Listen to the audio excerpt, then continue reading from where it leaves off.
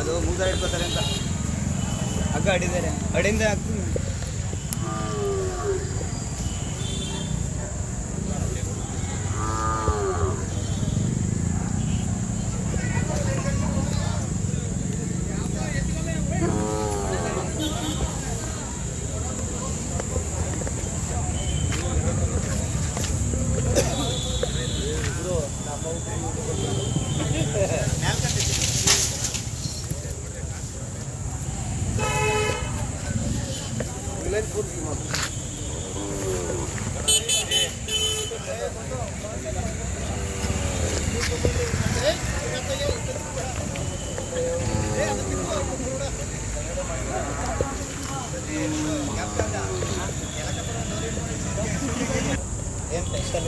ಅಣ್ಣ ನಮಸ್ತೆ. ನಮಸ್ತೆ ಸರ್. ಏನು ನಿಮ್ಮ ಹೆಸರು? ಶ್ರೀನಿವಾಸ್ ಅಂತ. ಯಾವ ಕಡೆ ಇರ್ತಾವು? ಮಾಡಬಾಡು. ಎಲ್ಲಿ ಬರುತ್ತೆ ಅಣ್ಣ ಇದು? ಎಲ್ಲಿ ಬರುತ್ತೆ? ಮಾಗಡಿ ಹತ್ರ ಇಲ್ಲಿಂದ 4 ಕಿಲೋಮೀಟ್ರು. ಮಾಗಡಿಯಿಂದ 4 ಕಿಲೋಮೀಟರ್ ದೂರ. 4 ಕಿಲೋಮೀಟ್ರ್ ದೂರ. ಓಕೆ. ನೀವು ಏನು ಬರೀ ವ್ಯಾಪಾರಕ್ಕೋಸ್ಕರ ತಗೊಂಡ್ರದ ಅಥವಾ ಖುಷಿಗೋಸ್ಕರ? ಇದು ಏನು ಇದನ್ನೆಲ್ಲ ಮನೆಯಲ್ಲಿ ವ್ಯವಸಾಯ ಬಳಸ್ತೀರಾ ಅಥವಾ ಇಲ್ವಾ? ವ್ಯವಸಾಯ ಬಳಸ್ತೀರಾ. ಓಕೆ. ಇವಾಗ ಈ ಜಾತ್ರೆಗೆ ಬಂದಿದ್ದೀರಾ, ಮಾಗಡಿ ರಂಗನಾಥ ಸ್ವಾಮಿ ಜಾತ್ರೆಗೆ ಬಂದಿದ್ದೀರಾ. ಟೋಟಲ್ ಎಷ್ಟು ಜೊತೆ ದನಗಳನ್ನು ನೀವು ತಂದಿರೋದು? ಒಬ್ಬರೇನೆ? ಓ, ನೀವೆಲ್ಲ ಒಂದು ಫ್ರೆಂಡ್ ಸರ್ಕಲ್ಲು. ಓಕೆ. ನೋಡ್ತಾ ಇರ್ಬೋದು ಸ್ನೇಹಿತರೆ, ಹಂಗೆ ನೋಡಿ. ಇಲ್ಲಿ ಕಾಣ್ತಿರ್ತಕ್ಕಂಥ ಪ್ರತಿಯೊಂದು ದನಗಳು ಕೂಡ ಎಲ್ಲ ಫ್ರೆಂಡ್ ಸರ್ಕಲ್ಲು ಸೇರಿ ಇಲ್ಲಿ ಬಂದು ಮಾಗಡಿ ಜಾತ್ರೆ ಮಾಡಿ ಹೋಗ್ತಿರ್ತಕ್ಕಂಥದ್ದು. ತುಂಬ ಒಂದು ಖುಷಿಯಾಗುತ್ತೆ, ಯಾಕೆಂದರೆ ಎಲ್ಲರೂ ಸೇರಿ ಒಟ್ಟಿಗೆ ಸೇರೋದಿದೆಯಲ್ಲ, ಅದು ಒಂದು ತುಂಬಾ ಖುಷಿ ಕೊಡುತ್ತೆ. ಓಕೆ ಅಣ್ಣ, ಇವಾಗ ಎಲ್ಲ ಫ್ರೆಂಡ್ಸು ಸೇರಿ ಒಂದೇ ಕಡೆ ಜಾತ್ರೆ ಮಾಡ್ತೀರಾ? ಎಲ್ಲ ಜಾತ್ರೆನೂ ಇದೇ ಥರ ಮಾಡ್ತೀರಾ ಅಥವಾ ಇದೊಂದೇ ಜಾತ್ರೆ ಮಾಡ್ತೀರಾ? ನೀವು ಬೇರೆ ಯಾವ ಜಾತ್ರೆಗಳಿಗೆ ಹೋಗ್ತೀರಾ? ಓಕೆ. ಯಾವ್ಯಾವ ಜಾತ್ರೆ ಮಾಡ್ತೀರಿ? ಅಲ್ಲ, ನೀವು ದನಕರುಗಳನ್ನು ಹೊಡಿತಕ್ಕಂಥ ಜಾತ್ರೆ ಯಾವುದು? ಮಾಗಡಿ ಒಂದೇ. ಐನಗುಡಿ. ಓಕೆ. ಇವಾಗ ಐನಗುಡಿ ಮತ್ತು ಮಾಗಡಿ ಎರಡು ಜಾತ್ರೆಯನ್ನು ನೀವು ಮಾಡ್ತೀರಾ. ಪ್ರತಿಯೊಂದು ಜಾತ್ರೆಯಲ್ಲಿ ಹೋಗಿ ದನ ತೆಗಿತೀರಾ, ಮಾರ್ತೀರಾ, ಎಲ್ಲನೂ ಮಾಡಿರ್ತೀರ. ಈ ದುಡ್ಡಿನ ವಿಚಾರಕ್ಕೆ ಬಂದಾಗ ಪ್ರೈಸು ಹೇಗೆ ವೇರಿಯೇಷನ್ ಹೆಂಗೆ ಅನ್ನಿಸ್ತಿದೆ ನಿಮಗೆ? ಮೇಲೆ ಡಿಪೆಂಡ್ ಆಗುತ್ತೆ. ಅಲ್ಲ, ಯಾಕೆ ಅಂದರೆ ಈ ಜಾತ್ರೆಯಲ್ಲಿ ಎದ್ದೋಳುತ್ತೆ, ಇನ್ನೊಂದು ಜಾತ್ರೆಲಿ ಬೀಳುತ್ತೆ. ಆ ಥರ ಲೆಕ್ಕ ಹಾಕೊಂಡ್ರೆ ಇವತ್ತು ನಾನು ಕೇಳಿರ್ತಕ್ಕಂಥ ಎಲ್ಲ ಕ್ವಶನಲ್ಲೂ ಮಾಗಡಿಲಿ ವ್ಯಾಪಾರ ಇಲ್ಲ, ಗಿರಾಕಿ ಇಲ್ಲ.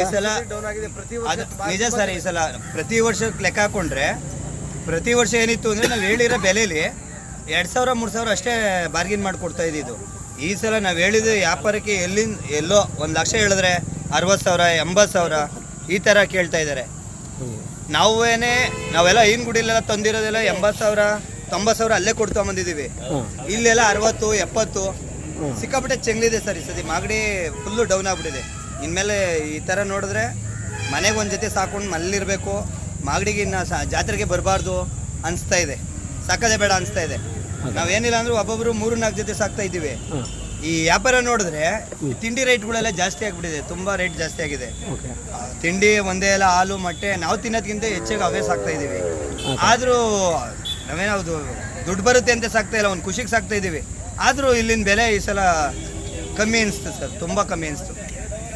ತುಂಬ ಕಮ್ಮಿ ಅನಿಸಿದೆ ಸರ್. ಓಕೆ. ನಮಗೇನ ಸಮಾಧಾನ ಇಲ್ಲ ಸರ್, ನಾವು ಕೊಟ್ಟಿರೋದೀಗ ಆ ಥರ. ಓಕೆ. ಇವಾಗ ನನ್ನ ಲೆಕ್ಕದಲ್ಲಿ ನೀವು 2 ಜೊತೆ 3 ಜೊತೆ ತರ್ತೀರಿ ಅಂದರೆ ನೀವು ವ್ಯಾಪಾರ ಮಾಡ್ತೀರಾ ಅಂತ ಆಯಿತು? ಇಲ್ಲ ಸರ್, 2 ಜೊತೆ 3 ಜೊತೆ ಕಟ್ತೀವಿ ಮನೇಲಿ.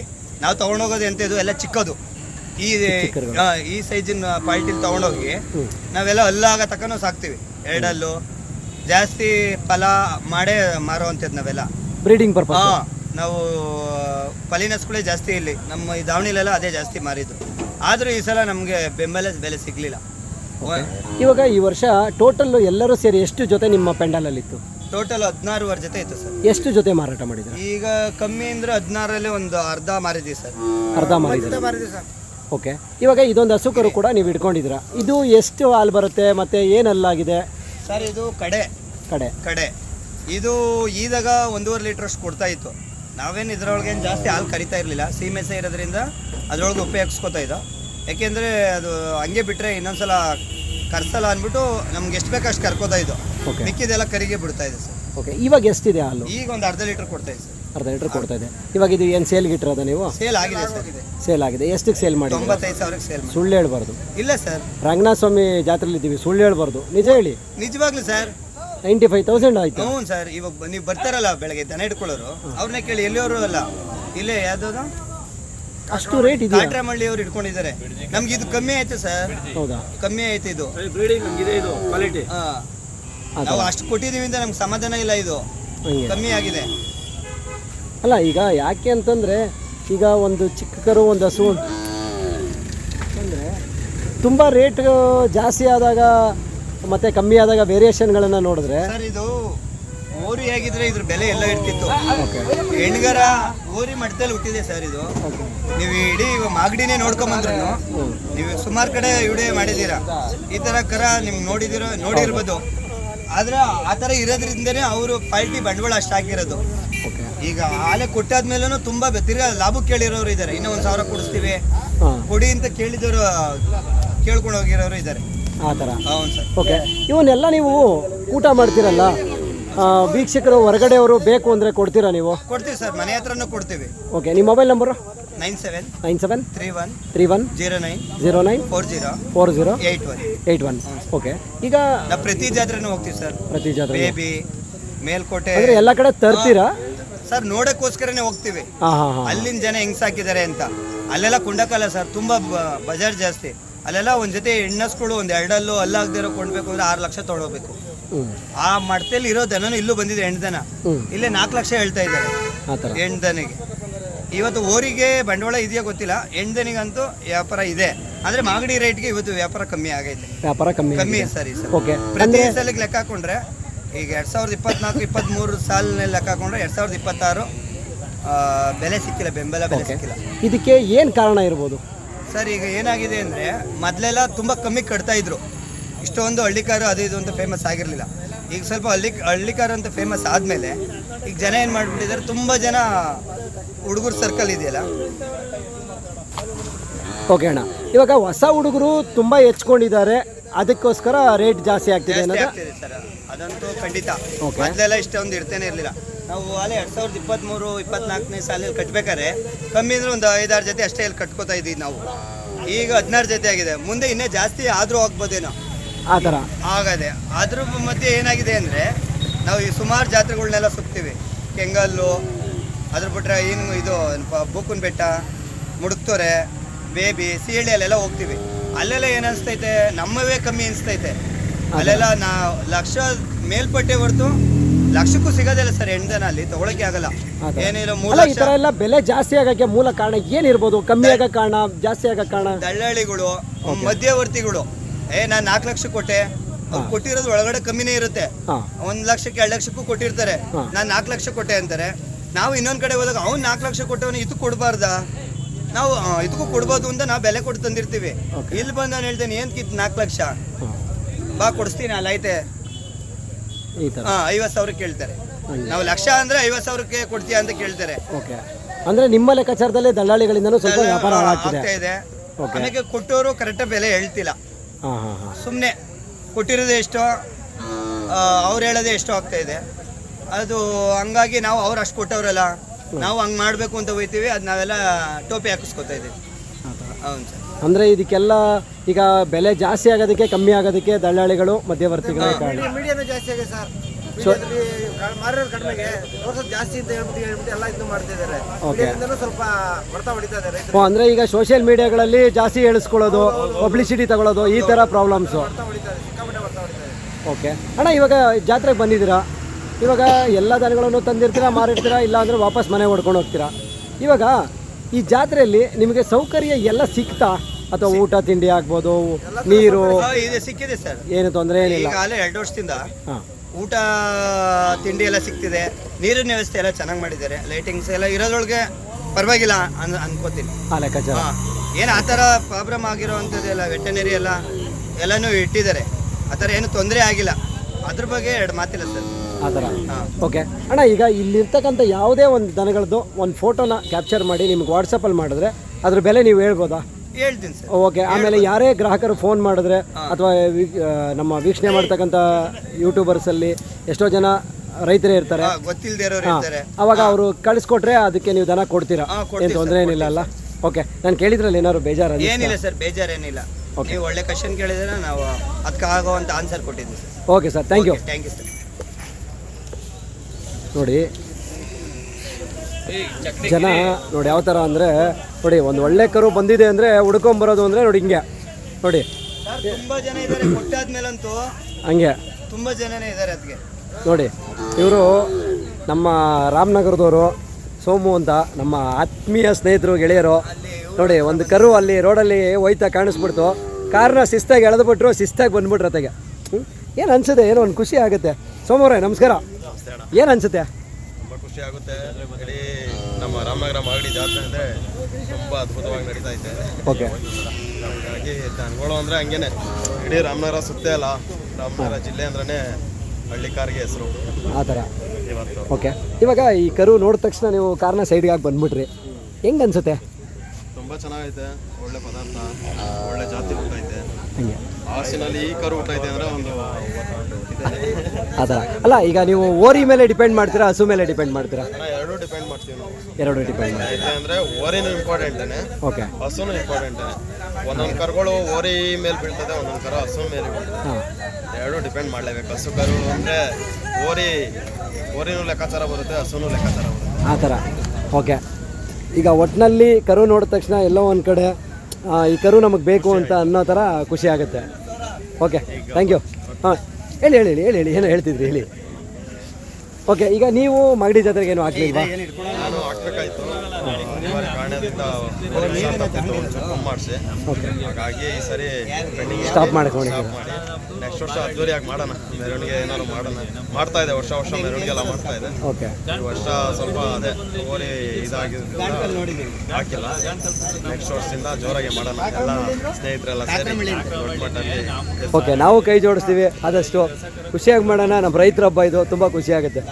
Okay, thank you. ಬೇಡ, ನಮ್ಮ ಗಂಡೈಕ್ಳು ಮನೇಲಿ ಏನಾರ ತಟ್ಟೆ ಎತ್ತಿಡು ಅಂದರೆ ಉಂಡ್ಬಿಟ್ಟು ಎತ್ತಿಟ್ಟವೆ. ಹಾಂ, ಅಯ್ಯೋ ಅಮ್ಮಿ, ನಾನು ಉಂಡು ಎದೊಳಕ್ಕೆ ಆಯ್ತಲ್ಲ ಕಣ್ ಮಮ್ಮಿ, ಎತ್ಕೊಂಡು ಹೋಗು ಅಂತಾರೆ. ಇಲ್ಲಿ ನೋಡ್ರಿ, ಜಾತ್ರೆಯಲ್ಲಿ ಬಂದು ಪಾತ್ರೆ ಬೆಳಗ್ತಾರದ.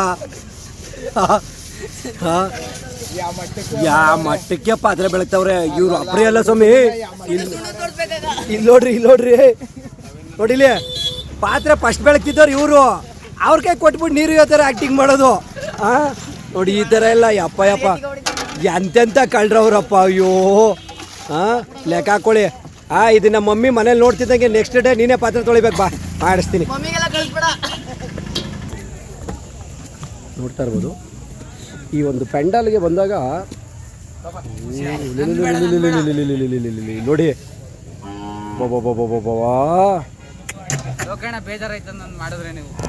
ನೋಡಿ, ನೋಡಿ ಮನೇಲಿ ಉಂಡ್ರೆ ತಟ್ಟೆ ತಿಕ್ಕಲ್ಲ, ಇಲ್ಲಿ ಈರುಳ್ಳಿ ಕಟ್ ಮಾಡ್ಕೊತಾ ಇರೋದು.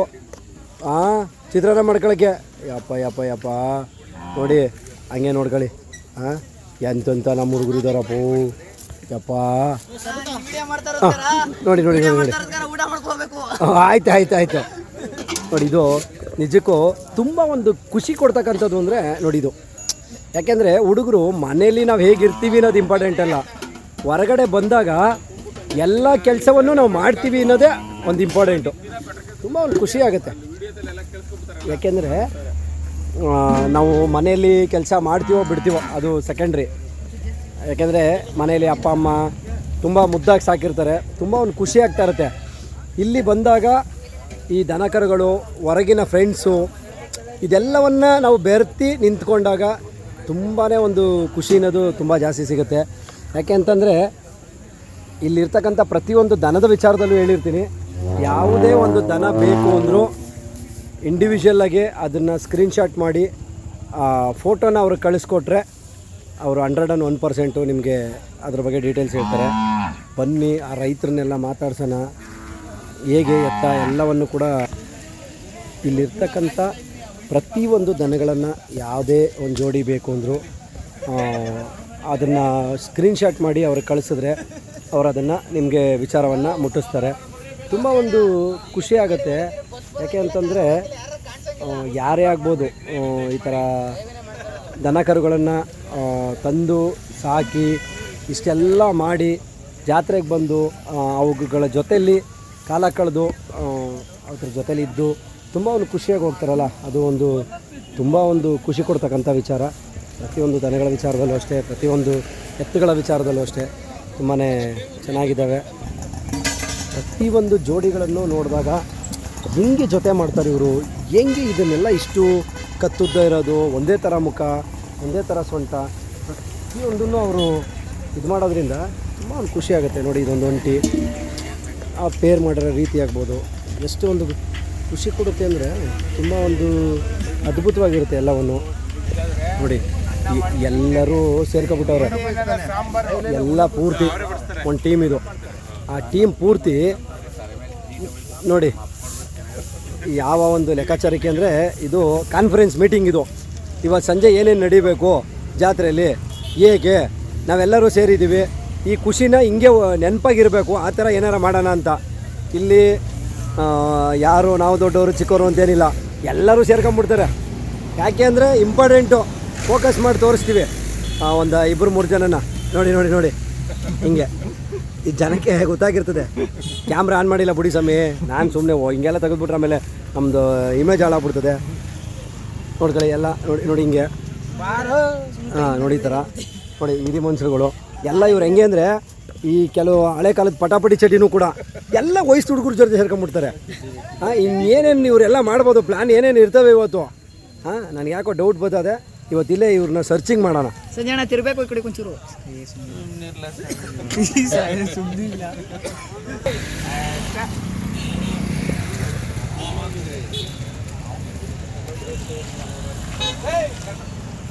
ಪಾಪ ನಮ್ಮ ಮಗ ತೊಳ್ಕತ್ತದು ಅಕ್ಕಿನ ಪಾಪ. ಅಯ್ಯೋ, ಮನೇಲಿ ಉಂಡು ತಟ್ಟಿ ಎತ್ತಿಕ್ತಿರ್ಲಿಲ್ಲ, ಇಲ್ಲಿ ಅಕ್ಕಿ ತೊಳೆಯಕ್ಕೆ ಹಾಕ್ಬಿಟ್ಟವ್ರು ಪಾಪ. ಬೇಜಾರು ಮಾಡ್ಕೊತದು ಕಂದ. ಇರಲಿ ಇರಲಿ,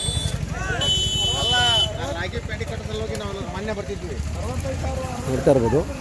ಪ್ರತಿಯೊಂದೊಂದು ದನನೂ ಕೂಡ ಅವರು ಕೂಟ ಮಾಡಿ ಯಾವ ಒಂದು ಮಟ್ಟಕ್ಕೆ ಇಟ್ಕೊಂಡಿದ್ದಾರೆ. ಏನಕ್ಕೆ ಇಷ್ಟೊಂದು ಎತ್ತುಗಳನ್ನು ಕೂಟ ಮಾಡಿದ್ದಾರೆ? ಕರೆಂಟ್ ಹೋಯ್ತು, ಇರಲಿ ಪರವಾಗಿಲ್ಲ, ಆದರೂ ಏನು ಬೇಜಾರಿಲ್ಲ. ನೋಡಿ, ಈ ಎತ್ತುಗಳನ್ನು ಕೂಟ ಮಾಡಿರೋ ರೀತಿ ನೋಡ್ಕೊಳ್ಳಿ. ಯಾಕೆಂದರೆ ನಾವು ಎತ್ತುಗಳನ್ನು ಕೂಟ ಮಾಡಬೇಕು, ಒಂದು ಎತ್ತನ್ನು ಸಾಕಬೇಕು ಅಂತ ಅನ್ಕೊತೀವಿ. ಆ ಸಾಕಬೇಕು ಅಂತಂದಾಗ ನೂರಾರು ಪ್ರಾಬ್ಲಮ್ಸ್ಗಳಿರ್ತವೆ. ಒಂದೇ ಥರ ಕತ್ತು ಸಿಗಲ್ಲ, ಒಂದೇ ಥರ ಮುಖ ಸಿಗಲ್ಲ, ಕಂಬ ಸಿಗಲ್ಲ, ಕಾಲಿನ ಕಂಬ, ನಡ ಸೂಟ್ ಆಗಲ್ಲ. ಈ ಥರ ಎಲ್ಲ ಇದ್ದಾಗ ತುಂಬಾ ರಿಸ್ಕ್ ತಗೋತೀವಿ, ತುಂಬಾ ರಿಸ್ಕ್ ತಗೊಂಡು ಕೂಟ ಮಾಡ್ತೀವಿ. ಎಲ್ಲ ಒಂದು ಕರಾದೆ ಅಂದರೆ ಹುಡಿಕೊಂಡು ಓಡ್ತೀವಿ ಎದ್ನೋ ಬಿದ್ನೋ ಅಂತ. ಯಾಕೆ ಅಂತಂದರೆ ನೋಡಿ, ಇದಕ್ಕೆ ಒಂದೇ ಥರ ಬೇಕು ಅನ್ನೋ ಒಂದು ಕಾರಣಕ್ಕೋಸ್ಕರ ತುಂಬ ಒಂದು ಹುಡುಕಾಟದಲ್ಲಿ ಹುಡುಕಿ ಕರುಗಳನ್ನು ನಾವು ಜೋಡಿ ಮಾಡ್ತಾ ಬರ್ತೀವಿ. ಅದೇ ರೀತಿಯಲ್ಲಿ ಇವರು ಕೂಡ ಜೋಡಿ ಮಾಡಿದ್ದಾರೆ. ನೋಡಿ ಹಿಂಗೆ ನೋಡ್ಕೊಳ್ಳಿ. ನೋಡಿ, ಈಗ ಇವ್ರಿಗೆ ಹೆಂಗೆ ಅಂದರೆ ಇವ್ರಿಗೆ ಯಾವುದೋ ಒಂದು ಕರ ಹೇಳ್ಬಿಟ್ಟಿದ್ದಾರೆ ಯಾರೋ ಸ್ನೇಹಿತರು, ಇವಾಗ ಆ ಕರು ಬೇಕು. ಈಗೆಲ್ಲೋ ಇರ್ತಾರೆ, ಟೈಮು ನೋಡಲ್ಲ, ಗಳಿಗೆ ನೋಡಲ್ಲ, ಹುಡುಕ ಬಂದ್ಬಿಡೋದು. ಯಾಕೆ ಅಂದರೆ ಏನು ಅಣ್ಣ ಬಾಸ್ ಇವರೇ ನೋಡಿ, ಇವರು ನಮ್ಮ ಮಾವರು ದಾರಾಪುರ ಕುಮಾರ್ ಮಾಮ ಅಂತ, ಸರಿನಾ? ನಮ್ಮ ಮಾವ ಮಕ್ಕಳು ಅಂತ ಸುಳ್ಳು ಹೇಳಲ್ಲ. ಒಂದು ಲೆಕ್ಕದಲ್ಲಿ ಒಂಥರ ಕಿಂಗಿದ್ದಂಗೆ, ದನ ಕರ ಹುಡ್ಕೋದ್ರಲ್ಲಿ, ಊಟ ಮಾಡೋದ್ರಲ್ಲಿ, ಮಾರಾಟ ಮಾಡೋದ್ರಲ್ಲಿ ಎಲ್ಲ ಹಿಂಗೆ ನೋಡಿ. ಕತ್ಲೇನಲ್ಲ, ಏನಿಲ್ಲ, ಯಾವ ಥರ ಒಂದು ಖುಷಿ ಆಗುತ್ತೆ ಅನ್ನೋದಕ್ಕೆ ಇದೆ ಸಾಕ್ಷಿ. ಬನ್ನಿ ಒಳಕ್ಕೆ, ಬನ್ನಿ ಬನ್ನಿ, ಕಾನ್ಫರೆನ್ಸ್ ಮೀಟಿಂಗ್ ಇದೆ. ತುಂಬ ಒಂದು ಖುಷಿ ಕೊಡ್ತಾ ಇರ್ತದೆ ಅವತ್ತು. ಯಾಕೆಂದರೆ ನಾವು ರೈತರು ಒಂದು ದನನ ಕೂಟ ಮಾಡಿ ಒಂದು ಹಂತಕ್ಕೆ ಬೀಜ ಹಾಕಿ ಒಂದೇ ಬಣ್ಣಕ್ಕೆ ನಿಲ್ಲಿಸಿ ಶೋಕಿ ಮಾಡೋಕ್ಕೆ ನಿಲ್ಲಿಸಿದಾಗ ಒಂದು ಚಪ್ರದ ಕೆಳಗಡೆ ಅದಕ್ಕಾಗೋ ಖುಷಿನೇ ಬೇರೆ. ಅಂದರೆ ಇವತ್ತೆಲ್ಲ ಶೋಕಿ ಅನಿಸುತ್ತೆ, ಹಳೆ ಕಾಲದಲ್ಲೆಲ್ಲ ಇದೆಲ್ಲ ಮರದ ಗಾಡಿ ಎತ್ತು ಯಾವುದು ಶೋಕಿ ಅನ್ನೋದಿರಲಿಲ್ಲ. ಇತ್ತೀಚೆಗೆ ನಾವುಗಳ ಶೋಕಿ ಅನ್ನೋ ಥರ ಮಾಡಿದ್ದೀವಿ ಅಷ್ಟೇ. ಓಕೆ, ಬನ್ನಿ ಹಂಗೆ ಯಾರ್ಯಾರ ಹತ್ರ ಯಾವ್ಯಾವ ದನಗಳಿದ್ದಾವೆ ಎಲ್ಲದನ್ನು ಮಾತಾಡೋಣ.